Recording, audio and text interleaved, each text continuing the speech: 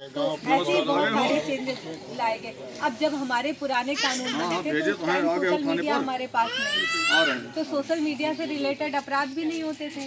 ना तो फ़ोन पे किसी को धमकी दी जाती थी, ना फ़ोन से कोई अपराध किया जाता था, ना साइबर ठगी की जाती थी। तो फिर जब टेक्नोलॉजी बढ़ी तो फिर इन कानूनों में भी चेंज हमें लाना पड़ा। तो अब अगर फ़ोन से कोई भी साक्ष्य मिलते हैं अपराध के कि आपने फ़ोन से किसी को धमकी दी है, आपके फ़ोन में किसी अपराध का वीडियो है, तो पहले वो साक्ष्य नहीं माना जाता था, लेकिन अब वो साक्ष्य माना जाता है। जैसे कोई अपराध हो रहा है, कहीं मारपीट हो रही है, आपने उसकी रिकॉर्डिंग, वीडियो रिकॉर्डिंग कर ली, तो अब आपको ये कहने की ज़रूरत नहीं पड़ेगी कि हमारे साथ ये अपराध हुआ है। आपको साबित नहीं करना, आप वो रिकॉर्डिंग दिखा दोगे। अगर वो AI जनरेटेड नहीं होगा, अगर वो रिकॉर्डिंग सही होगी, उसकी जांच होगी, तो फिर मान लिया जाएगा कि वो परिलक्षित होगा कि हाँ ये अपराध हुआ है। वहाँ हमें विशेष ज़रूरत नहीं होगी। हाँ, बहुत ज़्यादा हमें परेशान होने की ज़रूरत नहीं होगी कि हम 10 लोगों से कहलवाएं कि नहीं मारपीट हुई है, ये हमको मारे हैं। हमारे पास वो सबूत होगा, हम दिखा देंगे। तो साक्ष्य अधिनियम में ये परिवर्तन किया गया कि अब जो भी डिजिटल साक्ष्य होंगे, यानी मोबाइल, इंटरनेट, इन साक्ष्यों को भी उसमें समाहित किया गया है। वो तो पूछ सकते हैं, कुछ पूछना है तो जैसे अब दंड का प्रावधान जो था पहले हमारे यहाँ, जो महिला संबंधी अपराध थे उन्हें भारतीय मतलब जो पुराने कानून थे उस कानून में सबसे पीछे रखा गया था। ठीक है, बाद में जैसे 363 नंबर पे आते थे, 374 पे आते, 374 आते थे, 376 के मामले आते थे, 354 आते थे। मतलब पहले और अपराधों को रखा गया था, उन अपराधों को बाद में रखा गया। पर अब चूंकि महिलाओं को लेके सरकार बहुत सेंसिटिव है, उनके साथ कोई अपराध ना हो, उन्हें न्याय मिल सके, इसलिए उन कानूनों में उनकी जो अपराध थे वो नए कानून में सबसे पहले रखे गए हैं, उनको आगे कर दिया गया। सज़ा में भी चेंजेस लाए गए। जैसे पहले अगर महिला संबंधी कोई अपराध होते थे 376 से रिलेटेड, मतलब तो बलात्कार संबंधी, यौन शोषण, तो इसमें कुछ सालों की ही सज़ा होती थी। पर अब उस सज़ा को चेंज करके आजीवन कारावास तक की सज़ा दी जाती है। अगर आप कोई यौन अपराध करता है तो उसे पहले होता था कि 7 साल से ज़्यादा की सज़ा दे देते थे, उसमें 14 साल भी हो सकता था, 10 साल भी हो सकता था, 12 साल भी हो सकता था।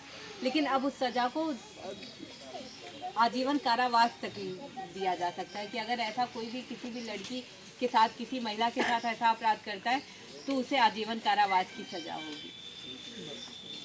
कोई 5 साल, 7 साल, 6 साल नहीं दिया जाएगा, अब उसे जीवन कारावास, आजीवन कारावास। पहले आजीवन कारावास भी 20 साल में छूट जाते थे, अब जब तक जिएंगे तब तक रहेंगे। ऐसे बहुत सारे चेंजेस किए गए हैं जो डरेंगे तो नहीं करेंगे, आप लोगों के हित ये सोचते थे लेकिन 5 साल में छूट जाएंगे, 6 साल में छूट जाएंगे।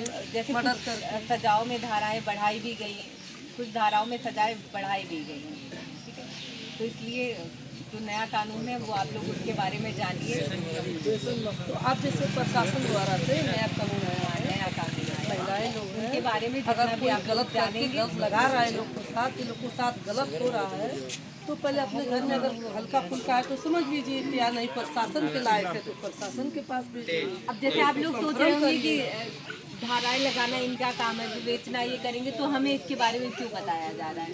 आ रहा होगा ना कि आखिर मेनली होता है कि फ़ोन करके आपको धमकी दिया कि तुमने ये काम किया है, तुम्हारे ऊपर ये धारा है, इस अपराध किया है, तो मैं इस पुलिस स्टेशन से बोल रहा हूँ, तुमने एक लड़की के साथ गलत किया है और इसलिए तुम्हारे ऊपर FIR पंजीकृत हुआ है, तुम्हें सज़ा होगी, इतने पैसे मैं नहीं करवाऊंगा, कोई कार्रवाई नहीं करवाऊंगा।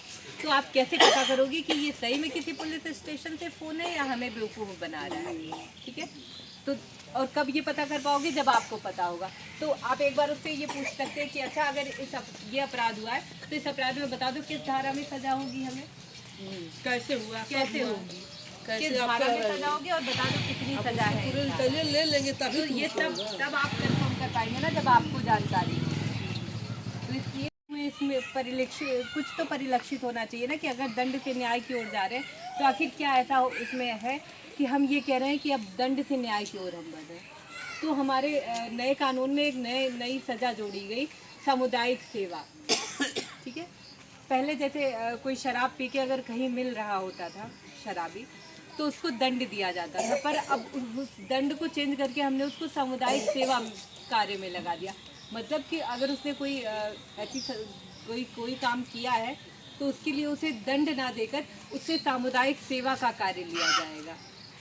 ठीक है, जैसे कोई काम करवा लिया गया उसे जो पब्लिक के हेल्प के लिए हो, लगा दिया गया कि यहाँ गांव के विद्यालय को 8 दिन तक